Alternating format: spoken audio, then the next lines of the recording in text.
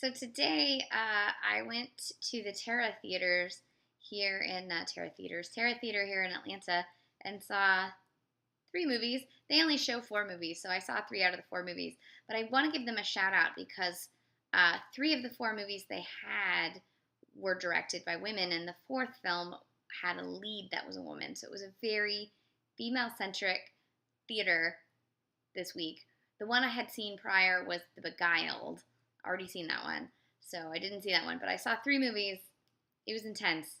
The first one I saw was Gillian Robespierre's Landline. This is her follow-up to Obvious Child. I loved Obvious Child. It's one of my favorite movies. I've seen Obvious Child probably 30 times already. It just came out like 2 years ago.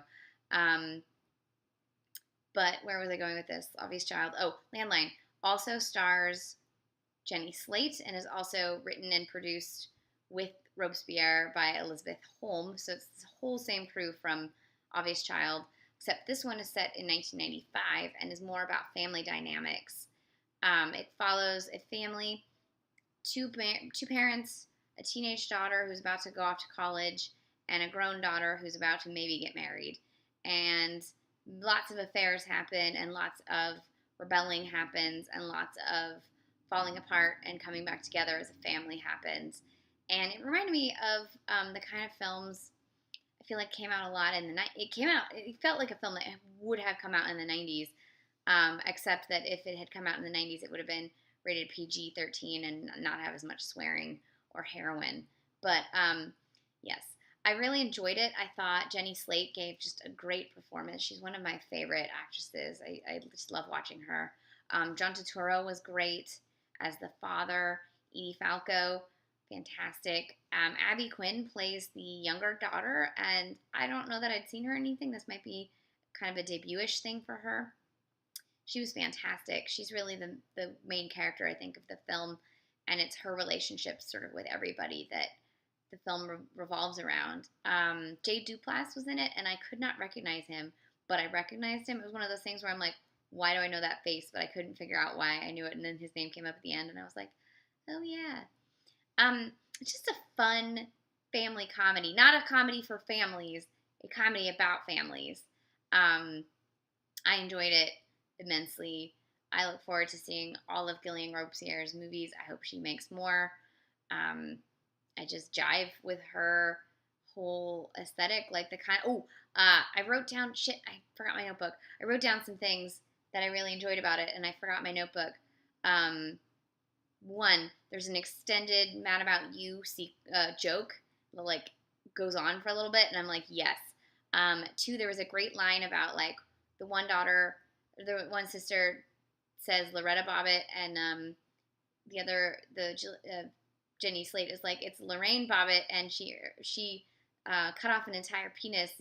She deserves to at least have her name remembered, or something like that. It was funny. It was a really good joke. Where I was like, yes, say her name right. There was something else. The 90s-ness of it with these like horrible pants that Jenny Slate's character wears, I really enjoyed.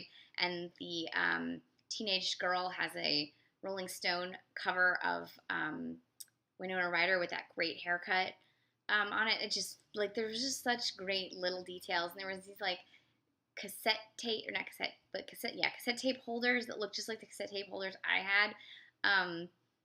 It was great. Just great attention to 90s detail. I enjoyed it immensely. You should definitely check that one out. The second film I watched was Maudie by Eileen Walsh. Now, I had wanted to see this for a while when I first read about it, and I love Sally Hawkins, and I love Ethan Hawke. I'm here for the Hawkassants.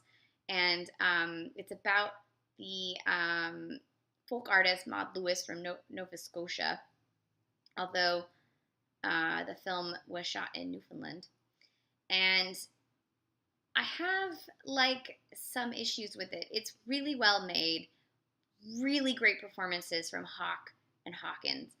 What makes me uncomfortable is that she went from being in one abusive situation to another abusive situation, and it's supposed to be this romance, but the Hawke character is so abusive to her at the beginning and practically all the way through their relationship, and that kind of romanticizing it made me really uncomfortable.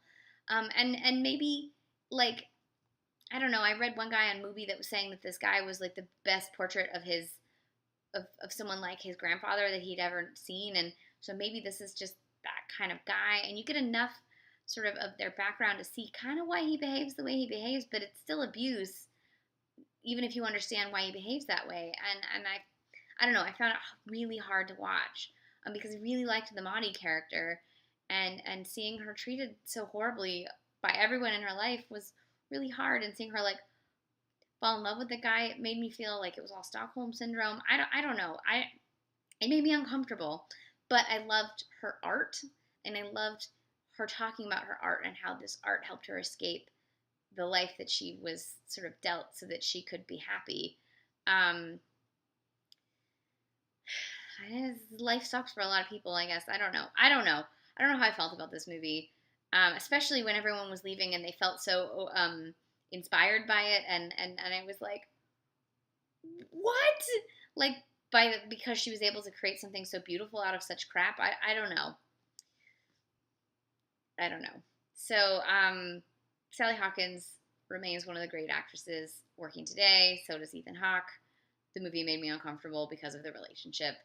But, most relationships make me uncomfortable. So, like, same with Landline. Landline was about relationships and the things that were happening, and I was like, this all makes me uncomfortable. I'm glad that my longest relationship was with a cat, because Mr. Rochester, it was good. It was good living with him, except that he died on me.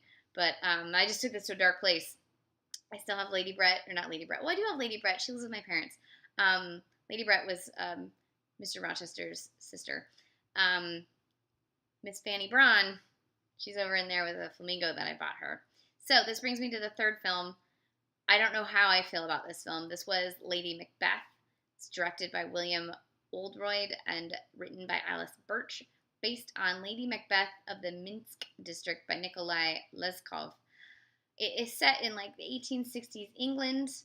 A woman is basically bartered along with some land to a man, and she's in a loveless marriage. When her husband and father-in-law go off, she starts an affair with the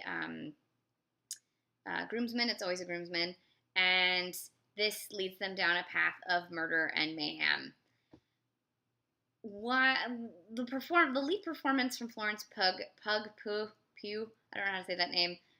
Fantastic. Great lead performance. She just goes at it. What makes me uncomfortable about this film was the insertion of race without actually talking about race.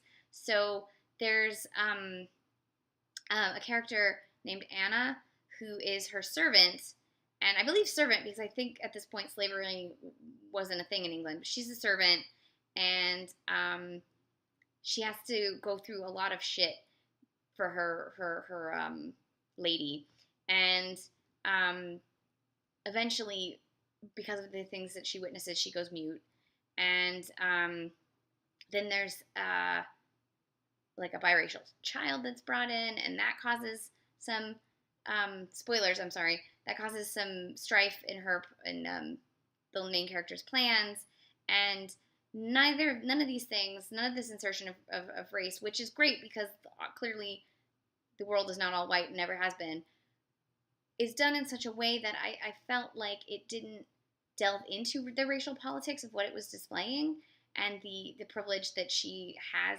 as a white person in the situation, especially in sort of a scene where the main character is almost raped. Like none of that is discussed in a way that felt fleshed out enough for me to have it and then not discuss it. Seems irresponsible. Especially with the ending, which I don't want to spoil because I already spoiled part of it. And I don't know enough about the racial politics of England, especially in 1865, to really understand why they told the story the way they told it. And I can't find anyone, no one's written about this, so I'm like, somebody tell me, I need more takes on this because I don't know how I felt about it, and I don't know enough about England to know, like, what they were trying to say or if they were trying to say anything. It made me a little uncomfortable because then I looked it up and all of the people who wrote it were white, so it's like, What are they trying to do? I don't know. I guess I will give it props for going beyond just dealing with women, but also I don't know. So, I guess, long story short, the only one of these films that I know how I really felt about it because it was uncomplicated and I enjoyed it from start to finish was Landline. The other two have so many things going on in them that made me uncomfortable that I don't know. I have to process how I felt about them and how they were presented. Um, so those were the movies I watched. A lot of cinema. I'm gonna go take a nap now. It's bedtime actually, but I have more movies to watch tomorrow because it never ends.